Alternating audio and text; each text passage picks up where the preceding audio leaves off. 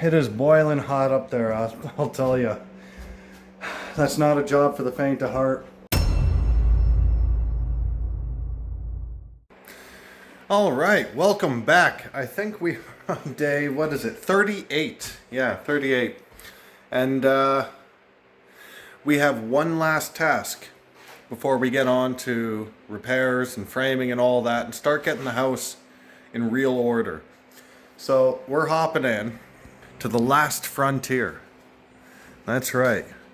I'm taking you along for the ride and we're getting into the attic. So I'm going to take the time. I'm going to get the camera set up today.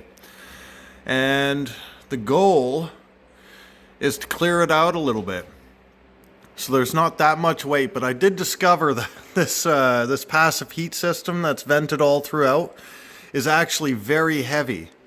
So I want that out because it's not hooked up the way it's supposed to be anymore. It's resting on the drywall, and that's what's been causing some of my problems. It took me a while to discover that. So the truth is, I have no experience with passive heat. I don't know how the system works. So my goal is to take it down. I'm going to try my best to take it down intact because I want to study it a little bit. You know, it might still be valuable either to myself or to somebody else. I really don't know. But you know, I hate to just destroy something without knowing what I'm destroying. It could be a very great thing. I could use it down the road. But it's not really serving us any purposes right now. And it's clearly not hooked up the way it should be. So I'm not taking the big triangle things out of the roof. And for those of you who are wondering what those are, that is the passive heat system. So my understanding is that it uses solar to heat up water, which then circulates through a system and allows an additional source of heat to help warm the home. You know, and it was probably a great idea back when it was installed, and I'm sure it's a great idea now. I don't know who uses it. This is actually the first time I've run into it. So I don't know what I'm going to run into, and I guess we'll figure that out together. So let's hop up there and see what happens. All right, so we're up, and it's got to be about 120 degrees up here. It's actually a milder day outside. But these attics get really, really hot, and this one is not well vented, so that's something I'll be addressing eventually. When I do the ridge, I'll probably be doing some ridge venting and soffit venting. Right now there is no soffit venting. Back when this house was done, all they really required were gable vents on a gable-to-gable house like this, so there's one vent on either side, and that's it. So it's hot. It's really, really hot. So our only goal up here is to get rid of anything that doesn't belong in addition to the passive heat system. So first I'm gonna get rid of all the loose stuff. I've got an extra light here. I'll set that up down there, and I brought up some planks. That's just gonna make it easier to maneuver. I can walk these along wherever I go. That way they span across the trusses. And it just makes it easier for me to travel back and forth because especially when you're carrying things, if you're trying too hard to make sure you land on every truss while you're walking, it's very easy to miss your step. I've already done it once while I was up here before, and you wind up losing some drywall. So looking around, we got those antenna looking things. That's part of the system. We got another one over there. Got all these, and I really have no idea what they do, but it is hot. Gotta say, it's kind of pinched on either side. Once again, I have no idea how the system works, except that for right now it's just coming down. It's clearly been dismantled and tampered with, and it's just not doing what it should. So right where I'm standing, I think I'm going to start on the ladder. I'm going to disconnect these zip ties, pull that back, and see what's underneath.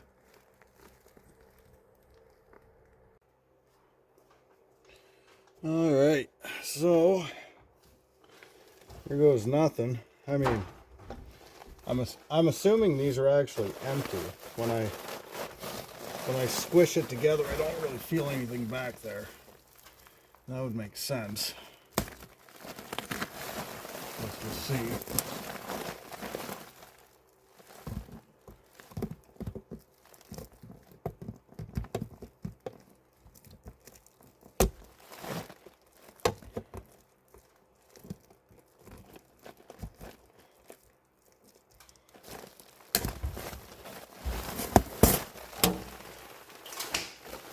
So they're empty. That's awesome.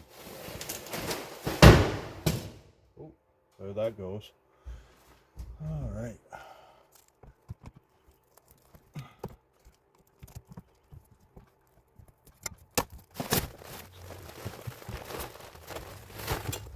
Those are the box.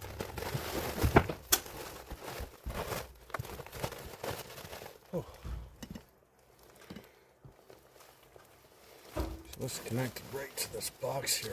There's still one more zip tie here. And I'm guessing it used to be sitting on something a little more stable.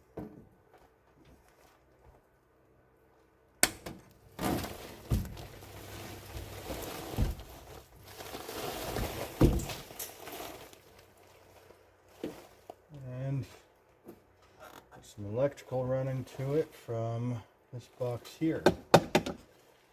So I'll nip this off, but I'll have to trace that electrical back, see where it lands and what it was doing.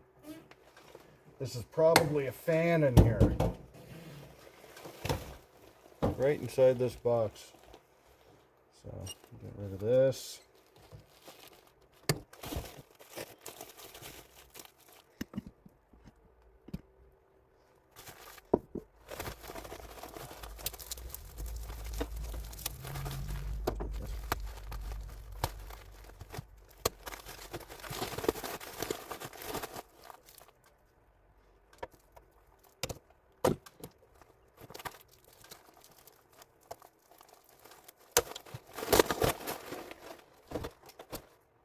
Right, so check that down.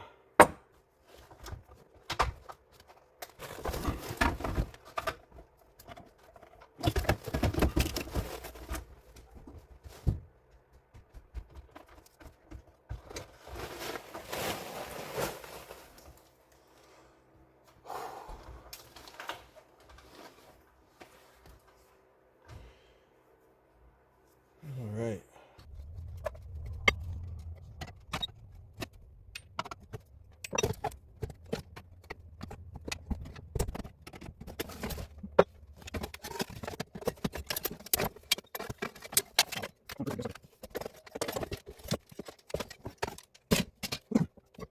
So we got a lot of insulation that's already pretty loosened up. We're just going to use that to our advantage. I don't want all the insulation to come down like that though, because the insulation is fine. And we're putting brand new loose fill insulation over top. All we would be doing is removing all this insulation that's in the attic and replacing it with the exact same thing, and there is no damage to it. Except the loose fill that's on top is pretty compressed and not really doing anything. So it'd be a huge waste of money to try and replace everything just for the sake of calling it new. It's kind of like skiing the way I move these boards. Cross-country skiing or whatever it is. So here we've got this one. So this, it's curved. I don't know why it's shaped like this. I'm really curious about this system. This one here. Another one of these antenna looking things.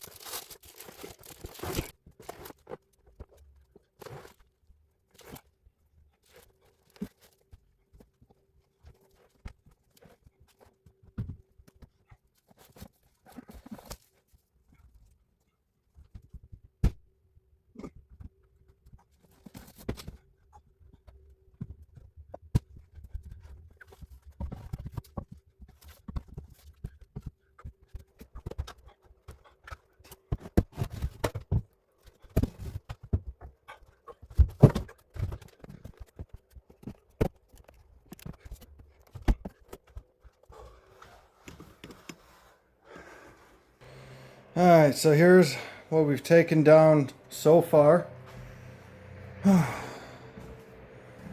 And there's still just a little bit more on the other side, not nearly as much. And there's another vent right here, but I disconnect it from the drywall here. I'll be able to just pull it through, so I'm not worried about that one.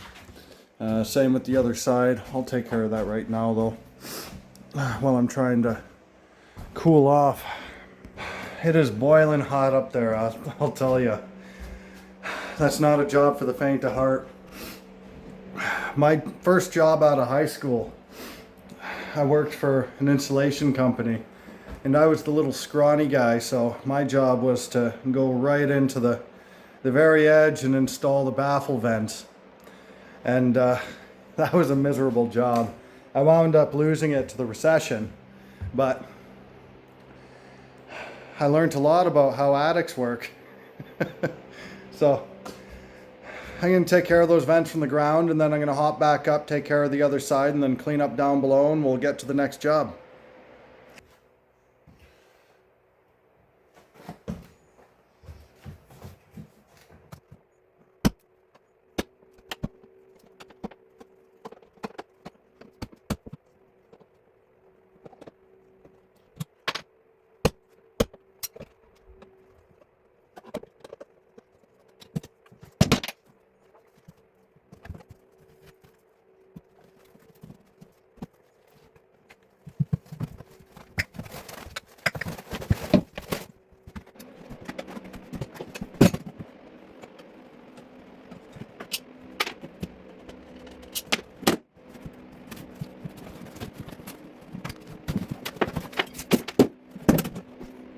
Alright, we're back up. We're going to clear out the other side. This should be a lot quicker, a lot easier. But we got some pink insulation over here, so I got the gloves on.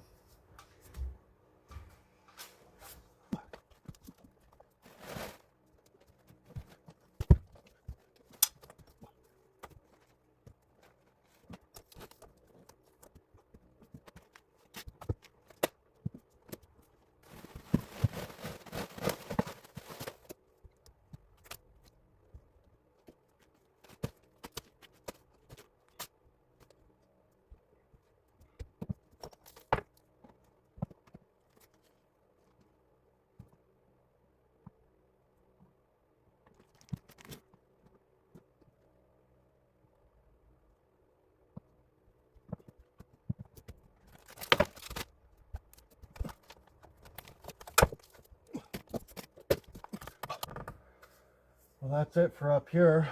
So I went ahead and I followed these black lines down to see where they landed, because I got to know that they're not tied into anything. So I traced them to that wall, and they went to my mystery light switch. So now I know where they go, and they obviously go straight to the floor there. So I'm going to make sure I got both ends of that line before moving on. These were the last lines, this and that light switch, that I hadn't located yet. So that light switch must have been the only thing on this circuit alongside this passive heat system, which still had power running to it. None of the lines were cut, and surprisingly untampered with. They were all in fine shape from everything I could see. He hadn't even tapped into any of the junction boxes, which is pretty surprising given his track record. So I'm done up here. Let's hop down. I've had enough of the hot attic. So man, it's nice to be done with that attic for now.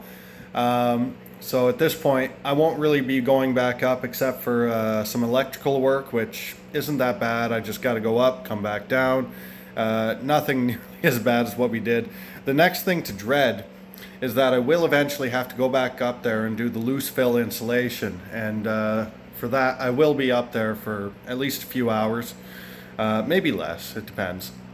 It doesn't usually take that long, but I do have to install some baffle vents, which will take time, and that will be an extremely miserable job. So the baffle vents, What they do is they extend past the insulation and into the soffit section. And the soffit section is this. So down here, this little section that extends past the wall up to the fascia board, which is what your eaves trough connects to. This is your soffit. So ideally, we want some venting along that soffit line. So I'm going to be adding some baffle vents when I go up there before I do the loose fill. And I'm going to be drilling into this soffit. Eventually, I'll be reworking all of this, but I don't want to focus too much on the exterior just yet. Because we do have an addition coming. After the addition, that's when we really want to get the exterior looking nice, so it's all seamless and tied in. It won't even look like we did an addition. It'll look like one house as long as we do it all in one piece. So, but we do want to get venting up there. That's very critical for making sure your house is, you know, just as efficient as possible. So the baffle vents, I got to crawl all the way to the very end, and I got to shove them through the existing insulation and down, because I'm not removing the outside soffit. If I was removing the outside soffit, it would be very easy because I could just do it from outside, but I'm not doing that right now. It's not practical. But because I will be removing the insulation in about half the main floor. Well, not the insulation, sorry. I'll be removing the drywall in over half the main floor here. I'll be able to do this from underneath. And then once I get the bats on, I'll be able to do the loose fill insulation. So I do have some miserable work coming up. I'm not really looking forward to that, but we'll tackle that when we get to it. So, as you can see, we made one heck of a mess. I didn't really care when I was up there. I just dropped it all down. So let's get this cleaned up.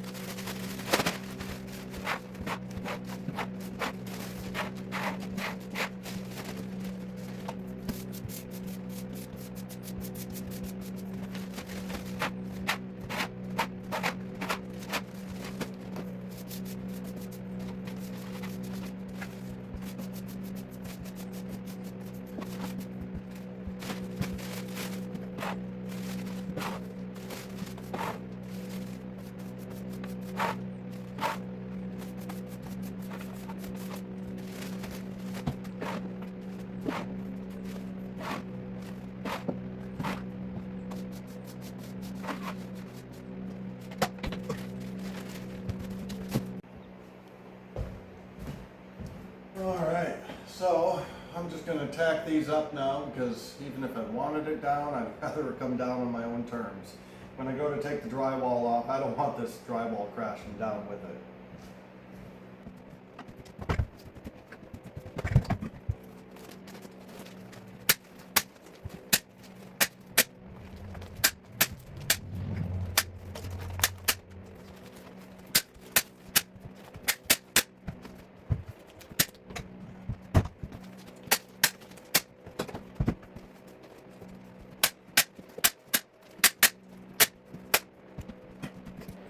All right, so all cleaned up. Everything's down from the attic, and that's awesome.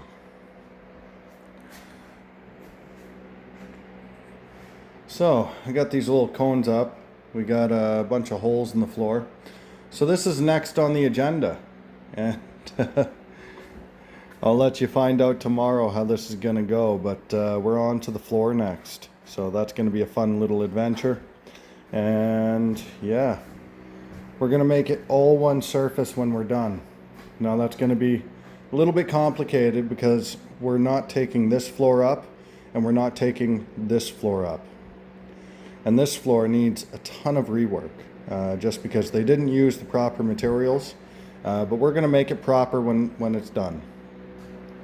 And this over here, this is way too thin. So they obviously laid this subfloor with the intention of having this hardwood build it up to where it has to be. And with the hardwood on, it makes it more than sturdy enough. I don't feel any creaks as I walk along this floor. It's very sturdy because the flooring itself has plenty of structural integrity.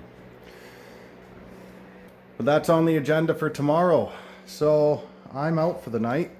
And just remember, if you like the videos, if you want to see more, please like, share, and subscribe. It goes a long way to help our channel grow. And as you know, we're growing, and you know, lots of exciting opportunities come along the way with that.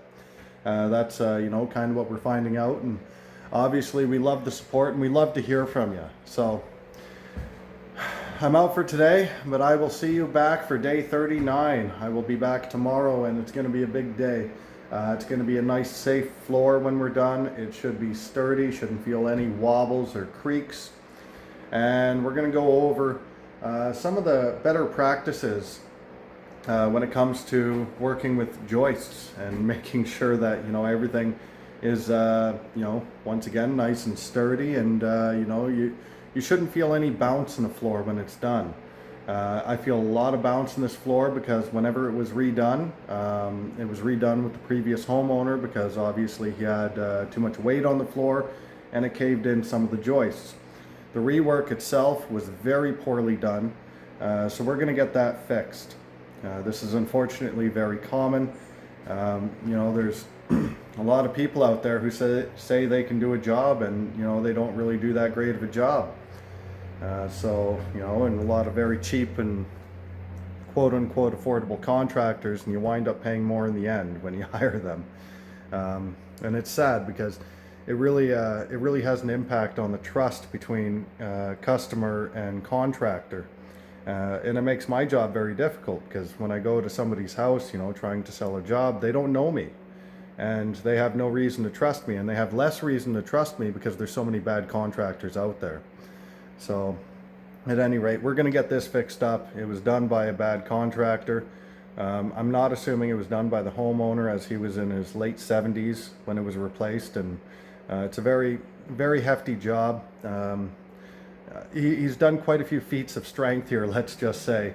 That box of plastic pellets I pulled down from the attic space, that had to be about 60 pounds. That took substantial effort for me to pull it out, so I guess I shouldn't put it past him, but it's definitely laying a subfloor and all new joists. It's not something I would have assumed he'd done himself. So at any rate, we'll be looking into that tomorrow, and until then, we'll see ya.